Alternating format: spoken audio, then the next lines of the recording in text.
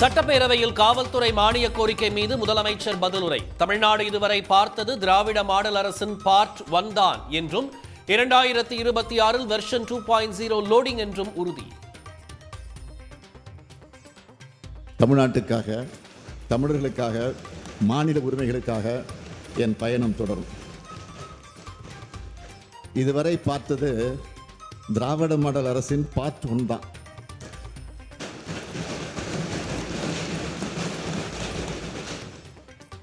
இதுவரை பார்த்தது திராவிட மாடல் அரசின் பார்ட் 1 தான். 2026 வெர்ஷன் 2.0 லோடிங். அதில் இன்னும் சாதனைகளை படைப்போம். தமிழ்நாடு வரலாறு படைக்கும்.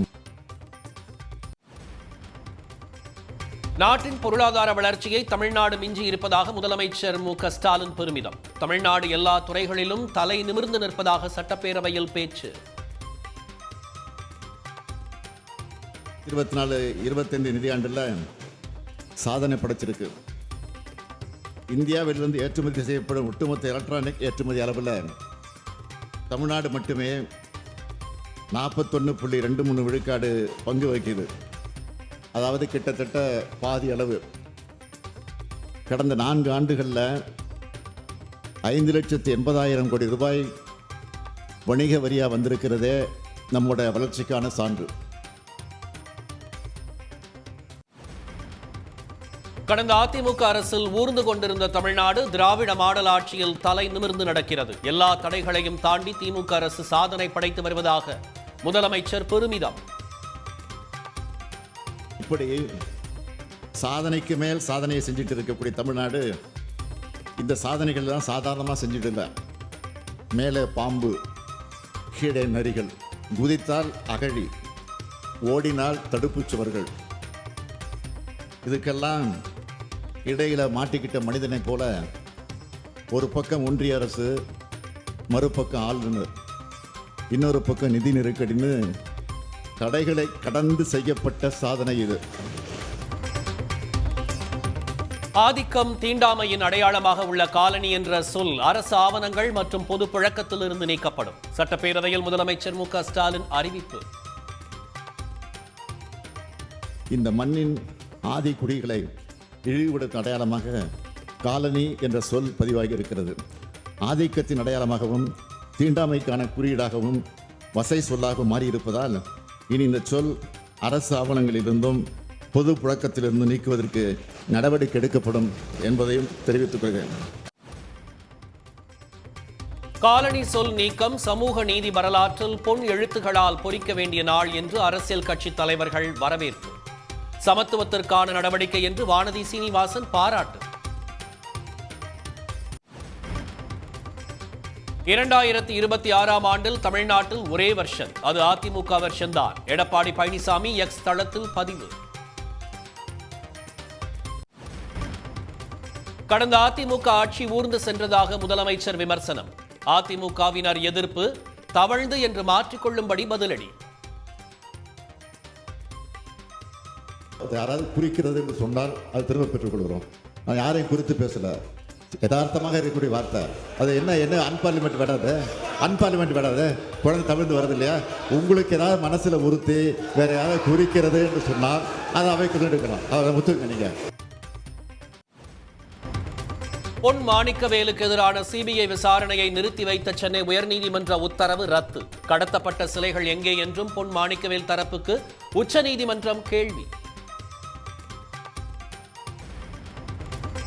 சேலம் பெரியார் பல்கலைக்கழக துணைவேந்தர் ஜெகநாதனை கைது செய்து விசாரிக்கலாம். போலீஸ் விசாரணைக்கு ஜெகநாதன் ஒத்துழைக்க வேண்டும் என உயர்நீதிமன்றம் உத்தரவு.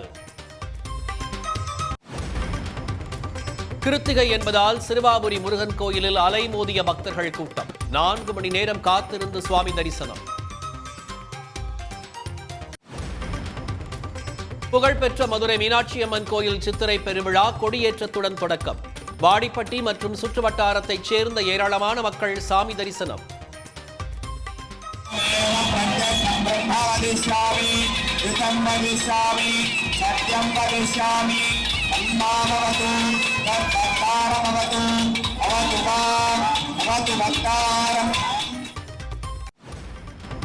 கோடை வெயிலால் தோவாளை மலர் சந்தைக்கு பிச்சிப்பூ வரத்து குறைவால் விலை உயர்வு. மொத்த விலையில் 1 கிலோ பிச்சிப்பூ 1000 ரூபாயிலிருந்து 2000 ரூபாயாக உயர்ந்து விற்பனை. பிச்சி உங்களுக்கு கிலோ 2000 ரூபா போயிட்டு இருக்கு. 1000 ரூபாய்க்கு விட்ட பிச்சி இன்னைக்கு 2000 ரூபா போயிட்டு இருக்கு. மல்லி நேரத்தில் 300 ரூபா விட்டு இன்னைக்கு 500 ரூபா போயிட்டு இருக்கு. நாளை முகூர்த்த நாள் இருக்கனால அக்ஷாதி பண்டிகை இருக்கிறனால மல்லி பிச்சி விலை கொடுதல். பின்ன பிச்சி உங்களுக்கு இந்த சீசன் கிளைமேட்டுக்கு பிச்சி வராது. வெயில் சீசனுக்கு மல்லி தான் அதிகமாக வரும். வரத்து குறைவு, தேவை அதிகரிப்பால் எலுமிச்சை விலை அதிகரிப்பு. 1 கிலோ எலுமிச்சை 100 ரூபாயாக விலையேற்றம். கொடைக்கானல் கடைகோடி கிராமங்களில் வசிக்கும் மக்கள் ஆதார், பிறப்பு சான்றிதழ் உள்ளிட்ட அரசு ஆவணங்கள் பெற முடியாமல் அவதி. அரசு நடத்தும் சிறப்பு முகாமிற்கு 12 கிலோமீட்டர் தூரம் நடந்து செல்லும் நிலை உள்ளதாக வேதனை. பிறப்பு சான்றிதழும் சில குழந்தைகளுக்கு இல்லை, ஆதார் இது சாதி சான்றிதழும் இல்லை. இப்போ முகாம் அடுக்கத்தில் போட்டுருக்காங்கன்னா அது நாங்கள் இந்த பிள்ளை குட்டிகளை எல்லாத்தையும் கூப்பிட்டு போய் வர்றதுக்கு எங்கள் ஊர்லேருந்து பெரியவளத்துக்கு 10 கிலோமீட்டர் போகணும். அதுக்கு ஒரு 15 கிலோமீட்டரு. இந்த முகாம் எங்கள் ஊரில் போட்டாங்கன்னு சொன்னால் எங்களுக்கு நல்லா இருக்கும். தங்கம் விலை சவரனுக்கு 320 ரூபாய் உயர்வு. சென்னையில் ஆபரண தங்கம் ஒரு சவரன் 71,840 ரூபாய்க்கு விற்பனை. முல்லை பெரியார் அணையில் 152 அடி வரை தண்ணீரை சேமித்து வைக்க தமிழ்நாடு அரசுக்கு உரிமை இல்லை. உச்சநீதிமன்றத்தில் கேரள அரசு பிரமாண பத்திரம் தாக்கல். நாடாளுமன்ற சிறப்பு கூட்டத்தை கூட்டக்கோரி பிரதமர் மோடிக்கு கார்கே கடிதம். பெஹல்காம் தீவிரவாத தாக்குதல் குறித்து விவாதிக்க வலியுறுத்தல். காஷ்மீர் மாநிலத்தில் 48 சுற்றுலா தலங்கள் மூடல். தீவிரவாதிகள் மீண்டும் தாக்குதல் நடத்தலாம் என உளவுத்துறை தகவலை அடுத்து நடவடிக்கை. உடனுக்குடன் செய்திகளை தெரிந்து கொள்ள சன் நியூஸ் பெல் ஐகானை கிளிக் பண்ணுங்க.